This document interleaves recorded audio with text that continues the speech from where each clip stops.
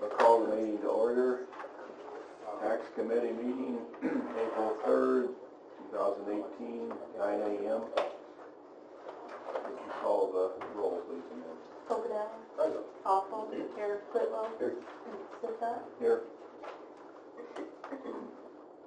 Is there a motion to approve the agenda? So moved. Any discussion? If not, all in favor, say aye. Aye. Opposed, say aye. Motion approved. Dan? Morning, Mark. Troy? Okay, let's take a few minutes to look over the claims.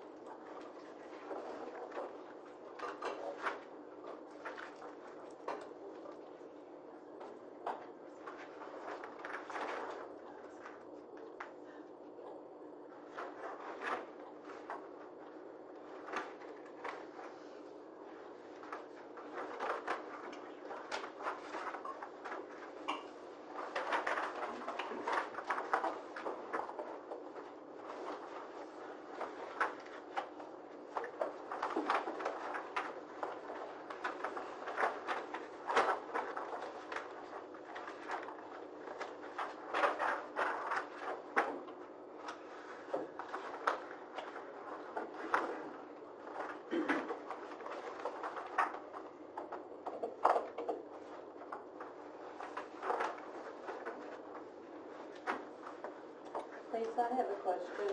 Why are some judges paid different prices? They are, if they don't go to class, they don't get paid as much.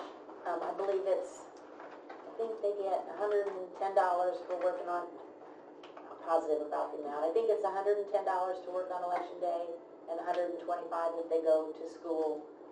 That doesn't sound right. It's something like that. That's what the difference is. And then do they get paid mileage or something? And they do get paid mileage, and they work outside of their precinct. Okay. So sometimes we need people, you know, we're desperate, and we need them to go someplace else, so they get mileage done.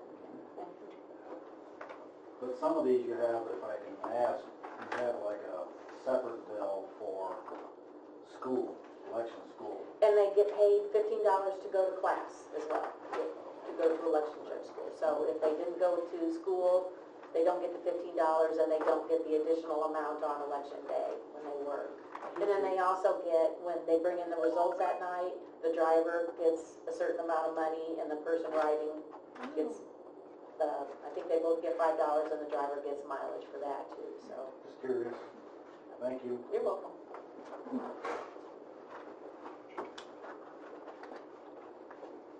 Is everybody finished yet? Troy, you still working? I'm good. Were the costs up or down, you think, in your opinion? I don't have any idea.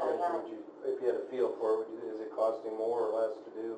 I don't think that they're up right now, but I will say that, you probably heard some on the news or seen reports that in, well, probably across the United States, our equipment is old, and they're talking about going to, or having us all get new equipment. When this stuff was bought in, I think it was 2004, it was paid for by that HAVA, the Help America Vote Act, which was a federal grant, paid for almost everything. And there's no money out there now for it. We're getting a lot of emails from civic organizations and different government watchdog, election watchdog groups that are having us take surveys about our equipment. And you do see a few more glitches than you used to, but it's still running pretty good for old stuff. We actually just bought 6 new devices, so that helped a little bit to take some of the old ones out of rotation. But I'd say probably within the next, just a guess, 5 years or so, we're going to have to buy, the state will no longer certify the exact equipment that we have now, the voting devices that we have now, and we'll probably have to purchase new stuff. Our election vendor is here today because election ends today, and I've had a lot of discussions with him because I'm like, I don't know how we would possibly afford, new election equipment.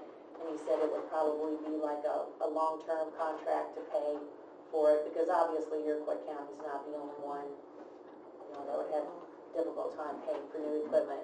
They actually have some new devices that they're working on getting certified, because it has to be certified by the state, anything that any county uses. We don't all use the same stuff, but we use similar stuff, and they're working on getting something certified that is similar to what we use now, so it wouldn't be a huge change to either us or voters.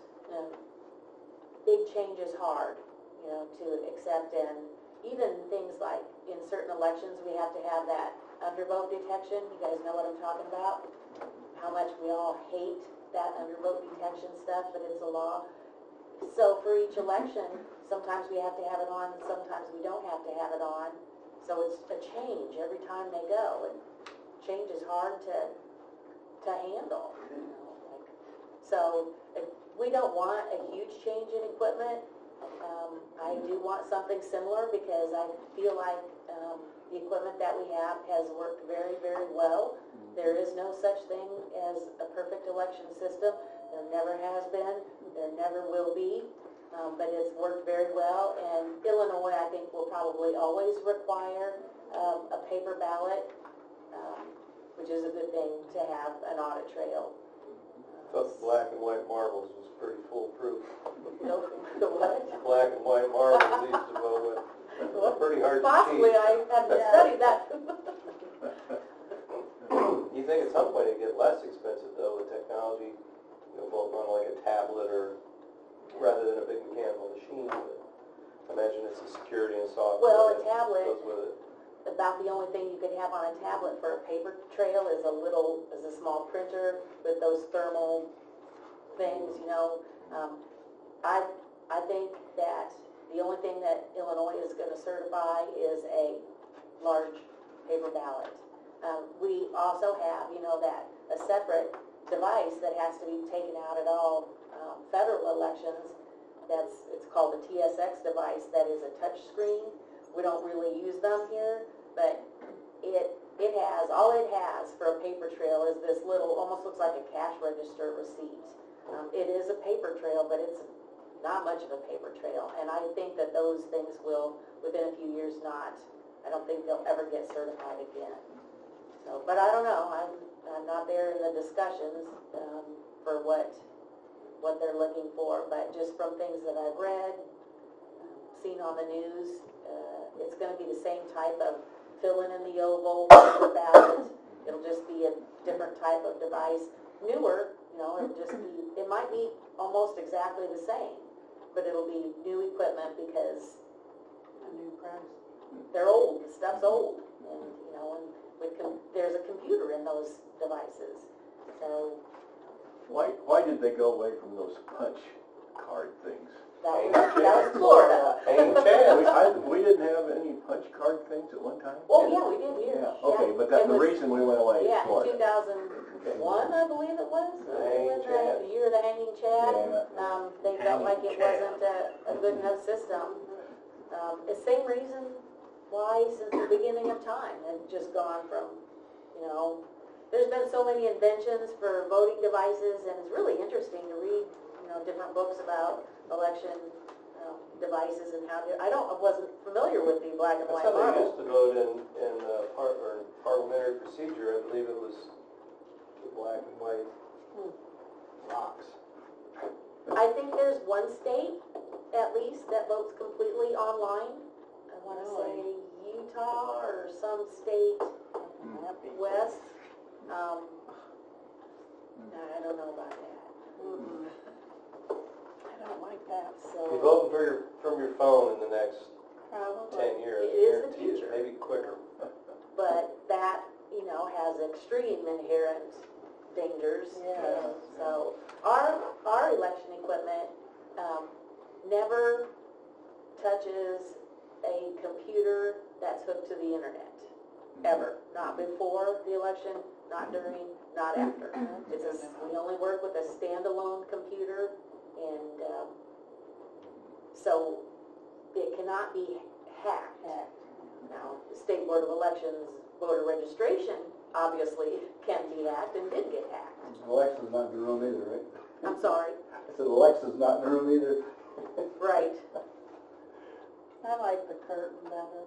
The what? The curtain, we don't have a curtain there in our district anymore. Where at? They're in Gilman. Do you have those new voting Yes, booths? they don't have the curtain behind you. I don't like that. Oh, you still have the metal ones that are in a row? Yeah, but we don't have the curtain. They didn't put curtains up? No. They're supposed to, aren't they? No, you don't necessarily have to have equipment, curtains. A lot of the smaller new voting things, they don't have, they've got the little cardboard Right, side that's what things, it but is. there's no curtains on them, so I don't believe curtains are required. Then you've got a privacy cover, but, yeah, some people I'm like the old-fashioned. curtains, some people don't care. When they vote in our office, you can either go into our booth, or you can sit at the table, and there's all kinds of people walking around when they sit at the table, and most people are like, oh, that's fine, I don't care, I'll just sit right here. So there's, two schools of, two. Right. Thank you. Okay, Mhm. is there a motion to approve the claims and send them on to the county board? So moved. Jed, is there a second? Kevin, is there any discussion, any further discussion? If not, Amanda, would you call the roll, please? Crowley, Yes. Hogenauer, Yes. Awful, Persley, Yeah. Whitlow, Yes. Sticknut. Yes. Okay, are there any public comments? Too much public here today. Not, we'll move on to any discussion points from the committee members. Any comments from the members? Okay. If not, we'll move on to the reports from the departments. Mindy, would you like to go first? We're still collecting mobile home tax, of course, and we did have to purchase, I think the claim was in there, 2 new scanners. 2 of our computers were updated and had Windows 10, and our old scanners were not compatible. We found that out, so we did, Ari White did the research for us and found us scanners for those, so that was taken care of, so. I'm waiting for Lisa's report to see how we're doing in the tax cycle. Oh, Mindy. That's all I have. Okay, Mindy, anything? I have a question. Question, go ahead. How do they like Windows 10? Are they into There it? really wasn't much because my computer, was one of the new ones. I didn't think it was a bad adjustment at all, I really Not didn't. too bad. No, not like the, was it Windows 8 that was so That was drastic? disaster. Yeah, Okay. Mindy, Mindy, Lisa, Well, I'll start with elections. It officially ends today, so after the mail, just make sure there's no more ballots out that have to come in.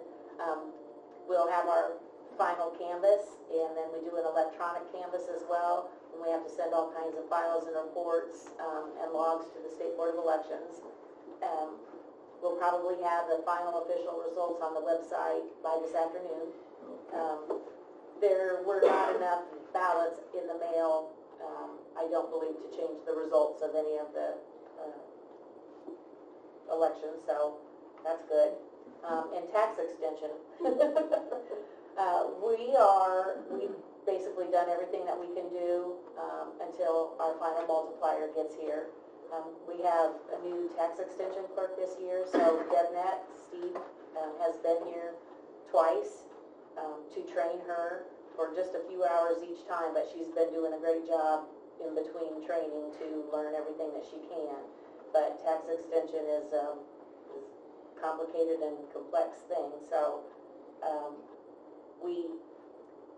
the multiplier will probably, Bob said they had some questions about it yesterday, which means they're looking at it in Springfield. What do you call those they have to send in? They're looking at the abstracts, and that's what it takes to get the final multiplier. Maybe 2 weeks when the multiplier gets here. Steve is not scheduled to return until the 18th of April, which kind of put me on the edge of a cliff, so I sent out a scathing email and a phone call, and they're like calling and, no, get off the cliff, everything's fine.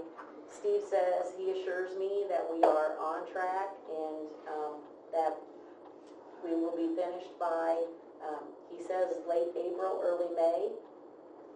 I'm not so confident, but he assures me that we are, so I don't know if that means that he'll be here more as we work through the final steps, because once the multiplier gets here, we can proceed through the steps of extension, which is a huge amount of reports, balancing, all kinds of balancing reports, and everything has to come out right before, you move on to the next step.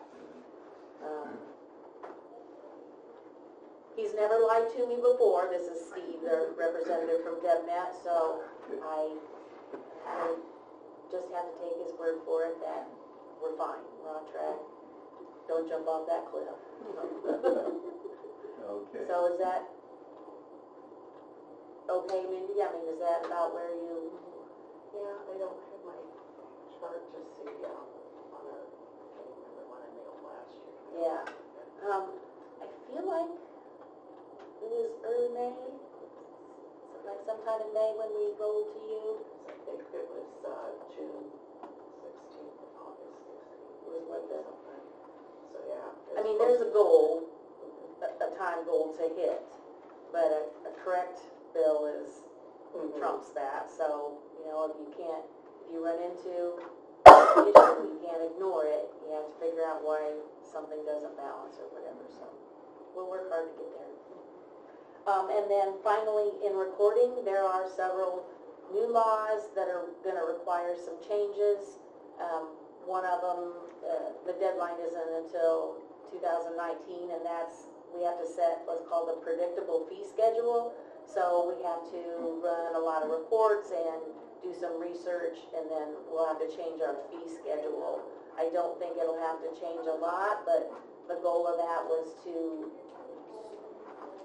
right now, like it's a certain amount to record a document, and then plus $1 for each additional page. The 4 pages is covered by the base amount, and then it's $1 for each additional page. I think it was realtors that didn't care for that because it was hard for them to know how much something was gonna cost to record. So I don't see that this is gonna make a big difference, but we're gonna be required to do it. So we're working on that, and then also, we will eventually have to go to a program called MyDeck, which is the real estate transfer tax. Right now, we actually use paper stamps, and we'll, just like a little postage stamp, but we'll have to go to, Bob's office has already gone to MyDeck, and it'll be an electronic thing that interacts with the Department of Revenue.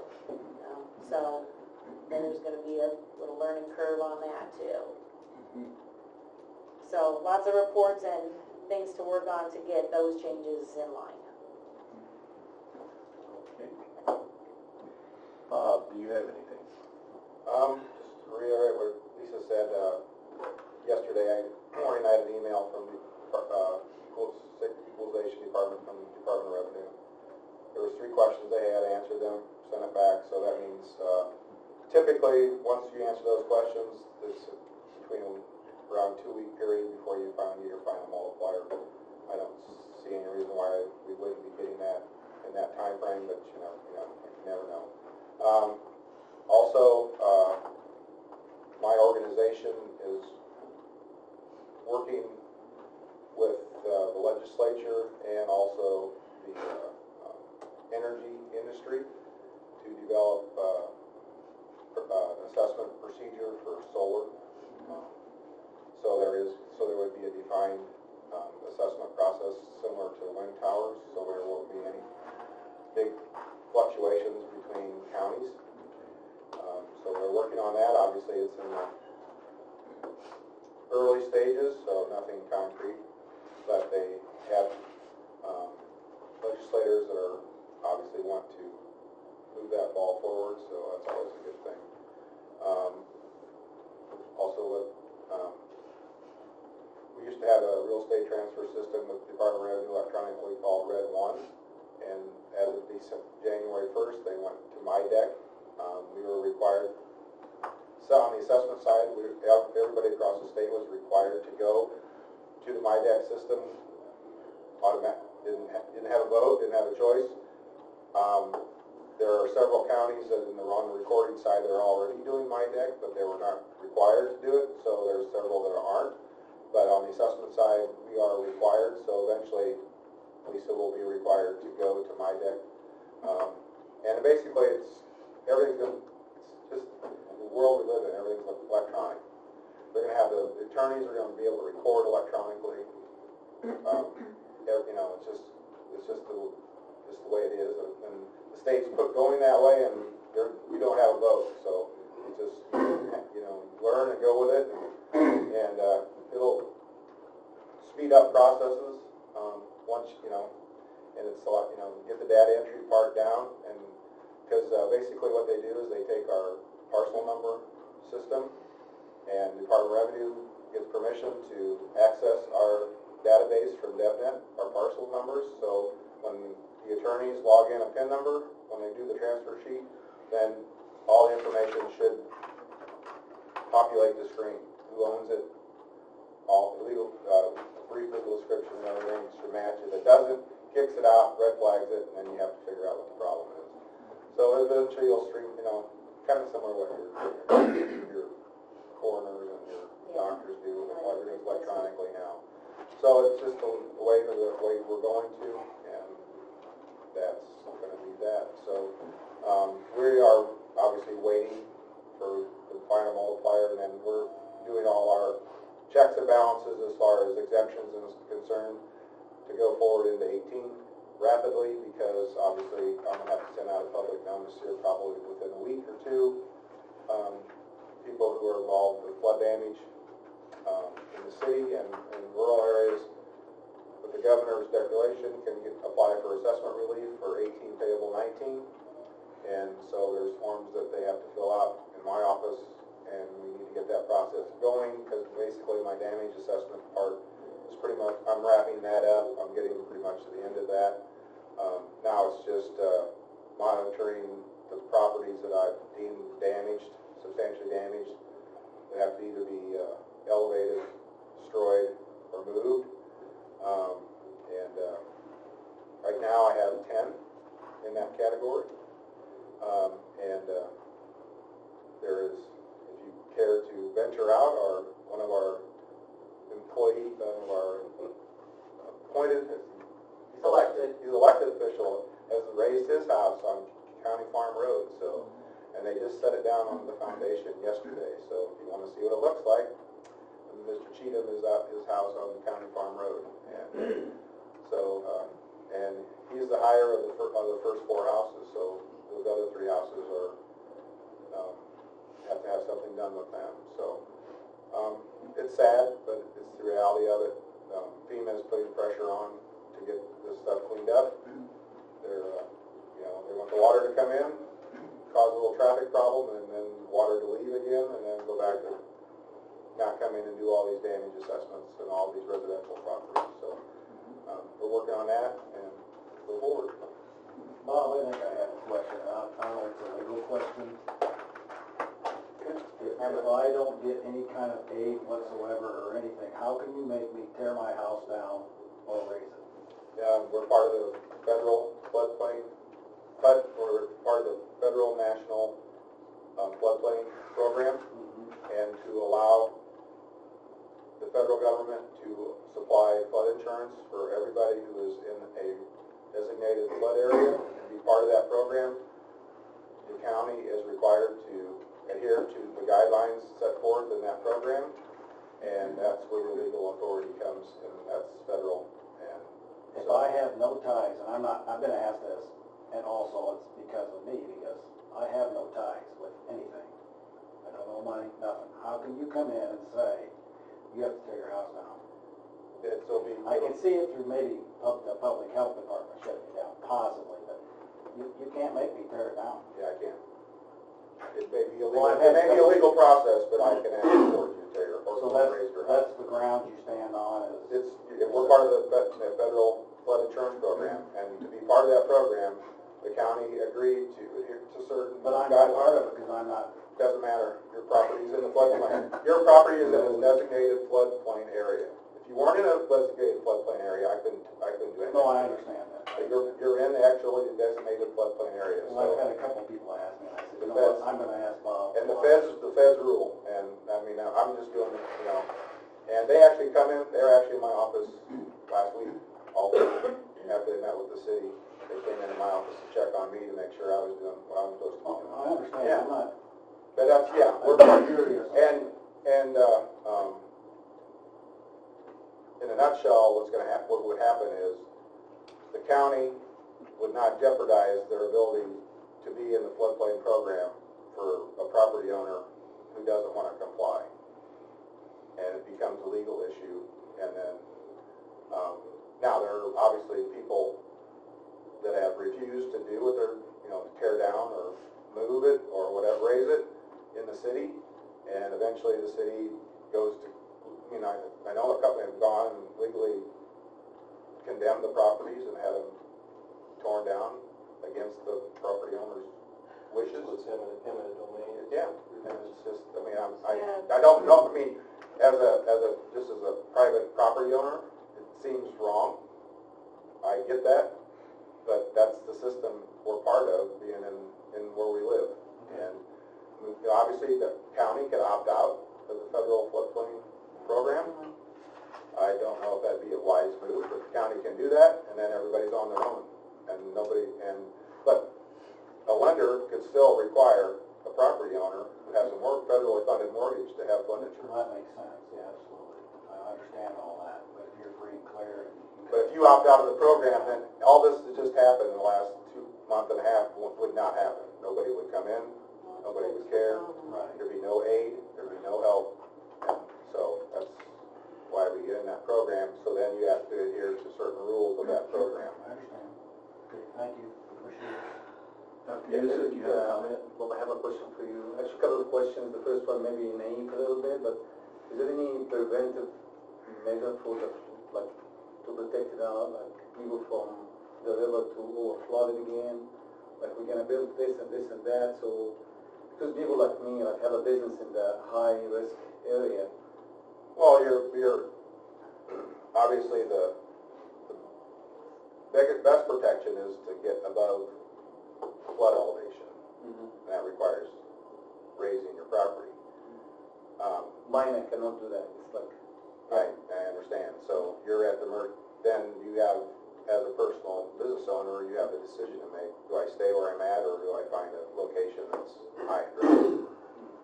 And as we see, McDonald's in '08 did a lot of improvements and stuff, but they didn't elevate. They tried other measures to try to solve their problem. Well, it didn't work. They got them this time, and now they're forced to go somewhere. Either elevate, build new and elevate, or move. And I don't know, I've not heard what they're gonna do, but I heard this time, actually I heard it from the FEMA guys directly, that they're basically their floor buckled. And so structurally it's unusable, it's uninhabitable. So that's what you have, and then KFC elevated from '08. After the fire, the table elevated when they built their new property. So that's your remedy, but obviously with existing properties on slabs like that, they're block buildings, it makes it very difficult. And so, like I said, you either, Ford Lincoln Mercury, they got tired of it, so they moved east. And they've been trying to sell that building for years and can't get rid of it. Now, I understand that's just the reality of it. Unfortunately. looks like everybody's moving out to the area, you know what I mean? Either like residents or businesses, which is, I feel like it's not helping the county by any means, you know what I mean? Like the whole. In the short term, no, it doesn't, but this is gonna continue to happen. I hate this term, but this is becoming the norm, unfortunately, and that's just the reality of it, because of a lot of factors. I'm not smart enough to know them all, but as a little kid, I lived in Cissna Park. It rained, we flooded in Cissna. Water didn't get to Watsika for 3 days. Now it gets here in less than a day. That's the reality of it. And it comes from 3 different directions. It comes from the south, and it comes from the west, it comes from the east, and it gets here all at the same time. And the drop-off is dramatic coming in, and it's not very, it's only a foot from Watsika to Aroma Park. So it just sits there and backs up. Troy's seen it, he lives out there. So, I mean, If you don't believe it, that 3/4 inch of rain we had the other day, would that come up 4 or 5 feet just overnight? Bam. so, My second question is like any forecast prediction for when possibly the next flood will be?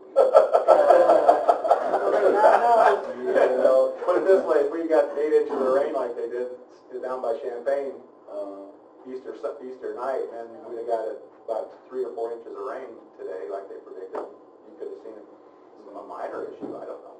I mean, it just, No, I mean, there's any website like Satellite, and you can say within the next 6 months, this is, because in the website I checked, they said like 1% probability to be flooded again every year. But I don't know what does that mean. just in the last 10 years, the city has been flooded out Yeah. 5 times. Okay. Now, not the whole area like it was. 08 was a large area. It was like 5 or 6 counties that got really hit hard. And then in 15, it was just localized. And then this year, it was basically Watsika and Aroma Park and Kankakee along the river. I mean, and then nobody else had a big issue. So it's but where Watsika sits, it's going to happen again.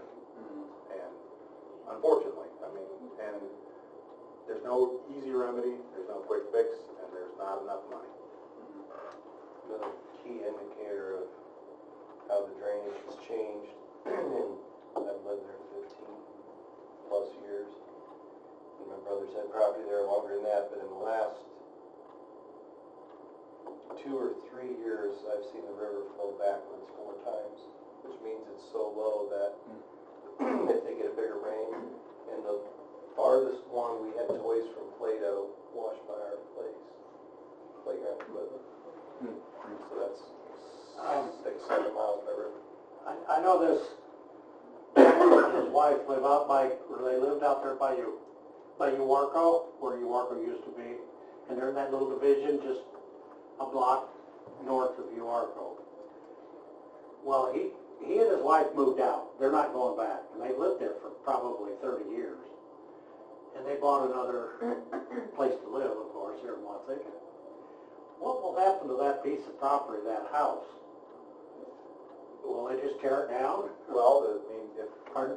if, obviously it's still owned by the people who moved out, they can tear it down. I mean, if they had flood insurance, the federal government, through their flood insurance policy, will pay them the cost to tear it down up to 30 grand. Or move it, or elevate it. And that's their three, I mean, or, you know, and that's, I mean, I've three people in my office in the last week that From that? are just doing that From same that little scenario. area? No, all over town, doing that same scenario. They're done, they're tired, they're done messing with it. They found another place to buy. They don't owe anything on their house. They still have flood insurance, and they're probably just gonna, you know, demolish that house and move to the new house and start over. And unfortunately, it's a major financial crunch. But you know, How does the insurance companies evaluate what that property insured for, or how does that work? I would assume, yeah. I mean, those damage insurance claims reports are very extensive, and they're costed out they're itemized out, and it's very, you know, thorough and extensive, and they pay what they pay on it, but there are properties in town that got water and have flood insurance and are getting nothing because they called it backflow. They didn't call it flood. Just because of where it's located. They did the same thing in 08, and they did the same thing in 15 on some of them. They call it backflow. They call it back up or something, backflow, back something, backwater. But that's, I mean, there's not nearly many. So you're at the jeopardy of insurance companies again.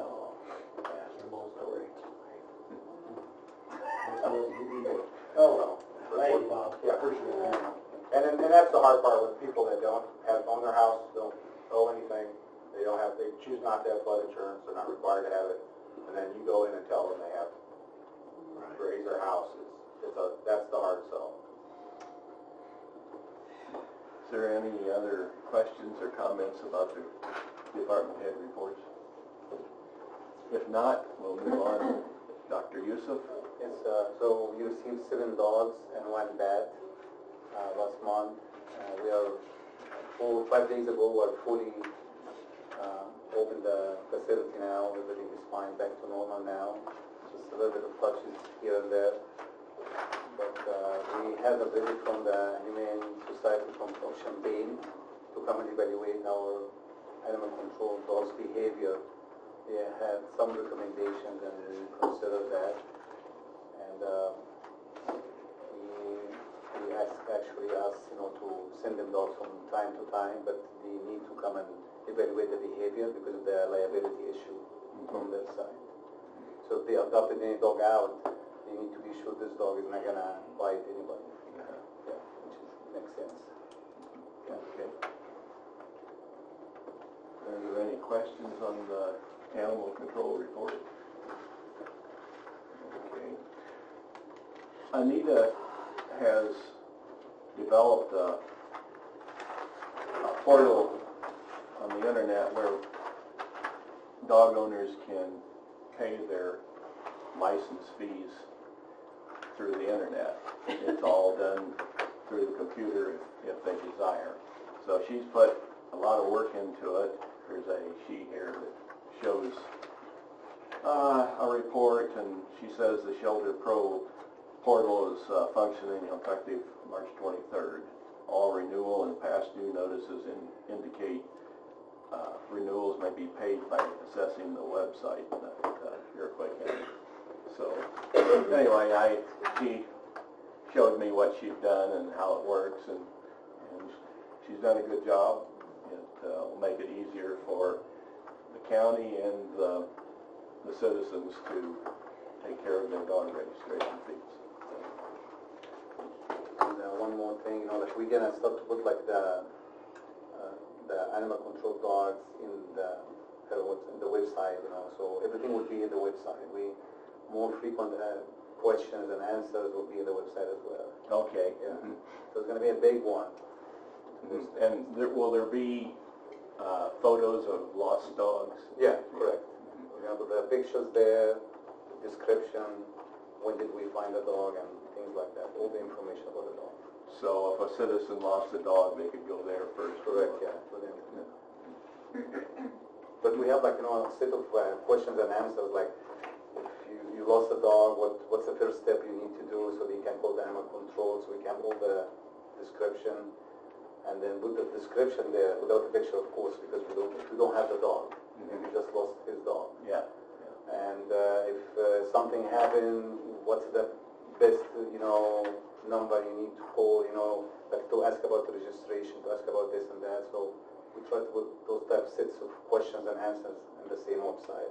So the procedures are all there Right. for someone to follow? Exactly, yeah. Okay. Yes, sorry. Do breeder dogs have to be licensed? Say you raise dogs, say you raise Shih Tzus, Mhm. and you had 2 breeder females. Do they both have to be registered? Absolutely, yeah. Now, when they have pups, do you have to be notified No, I mean, how like, many pups they had? No, you don't have to. We don't have to talk about the pups. We need to talk about the females. So the females need to be registered, of course. If she's feeding her pups and stuff, we have to wait for the rabies vaccine, because this will affect the puppies. And then after once, so they will get exemption. We have exemption paper from the vet. He can send us this dog exempted because this and this and that. But we wait to finish weaning off, milking, and then she has to get the rabies vaccine and she has to be registered. Okay. Thank you. Thank you. Any more questions for Dr. Yusuf? If not, we will move on. Old business. I've been trying to get Iroquois County registered or join the Illinois Animal Control Association. Not having very much luck.